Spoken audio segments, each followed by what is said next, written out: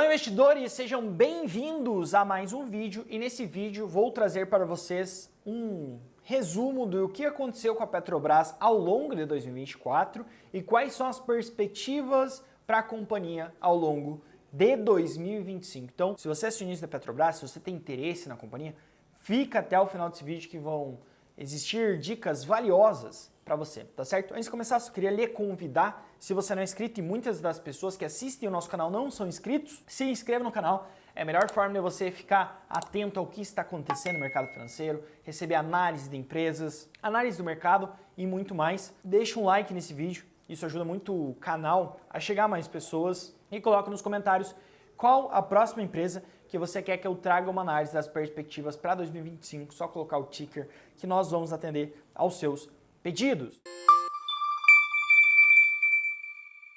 Primeiro falando sobre 2024, para vocês entenderem o que aconteceu com a companhia ao longo de 2024, ou ao longo dos últimos anos, que é melhor, um vídeo muito melhor do que uma foto. Quando a gente pega a partir de 2020, né, a gente teve a pandemia, e aí naquele momento a gente teve uma queda no preço do Brent bastante relevante. Depois disso, diante de uma reorganização das cadeias como um todo, das cadeias produtivas como um todo, a gente teve uma retomada do Brent para um patamar de 80, 90 dólares. O dólar disparou, a gente sai de dólar de 13,80 para um dólar de 5,50 e com isso a Petrobras consegue performar muito bem. A casa foi arrumada ao longo dos últimos 5 anos por aí.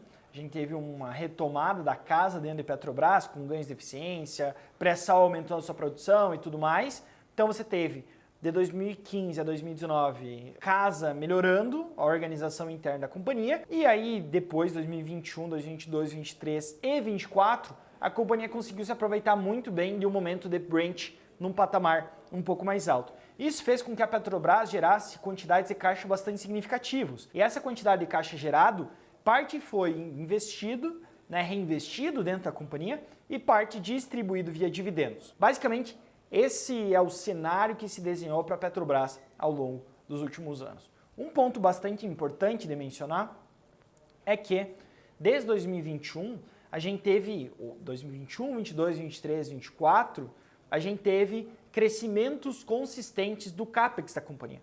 Crescimentos consistentes dos investimentos realizados pela Petrobras, quando a gente olha em reais. E isso, na minha visão, deve continuar acontecendo em 2025.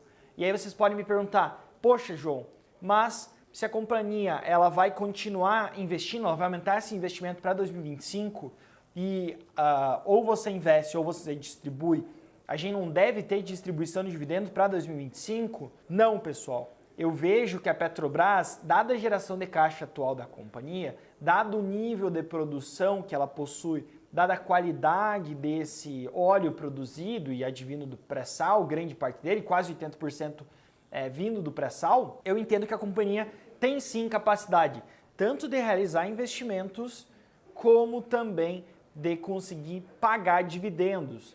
Tá? Atualmente ela tem uma política de distribuição de dividendos de 45% do fluxo de caixa livre. Ela deve manter essa política para 2025. É assim que eu espero.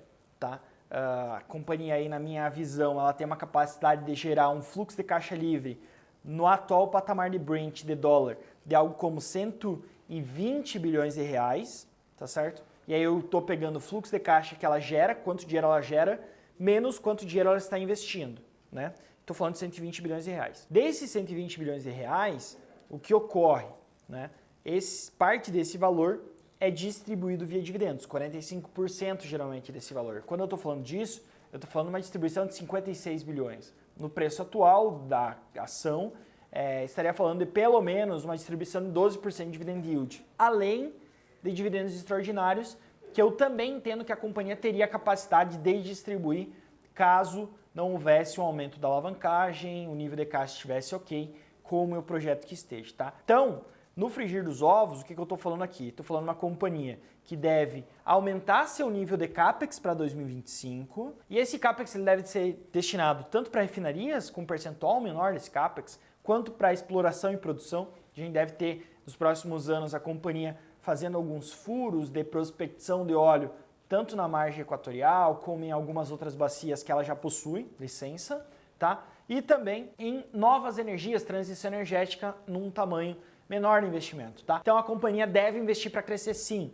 Não à toa que a produção dela, eu espero que deva apresentar um ramp-up, um crescimento até 2030, tá? Então 2025 deve ser um ano bem positivo na questão de investimentos e geralmente investimentos com retorno bastante atrativo, né?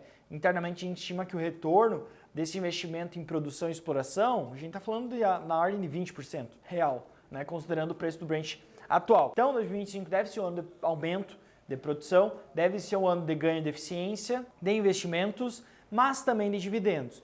Então a companhia deve continuar distribuindo pelo menos 12% de dividend yield, mais os extraordinários. E aí o extraordinário é bastante volátil, pode ser algo como 20, 25 bilhões de reais. Estaremos falando de pelo menos mais 5%, ou seja, 17% de dividend yield para a Petrobras no ano que vem. Existem algumas questões que a gente tem que ficar ciente aqui, tá? A gente tem visto um conflito significativo dentro do Oriente Médio, isso pode impactar os preços do Brent. A gente tem também uma questão fiscal no Brasil muito forte que impacta o preço do dólar e ambos os fatores impactam na Petrobras. Então, nós estamos bastante atentos a isso e trazemos para você, principalmente para o nosso assinante em primeira mão, como esses fatores influenciam dentro da Petrobras, tá certo? E você, o que acha da companhia? Deixa nos comentários e não deixa de se inscrever no canal, deixar um like e aproveitar para se tornar assinante da Suno Research.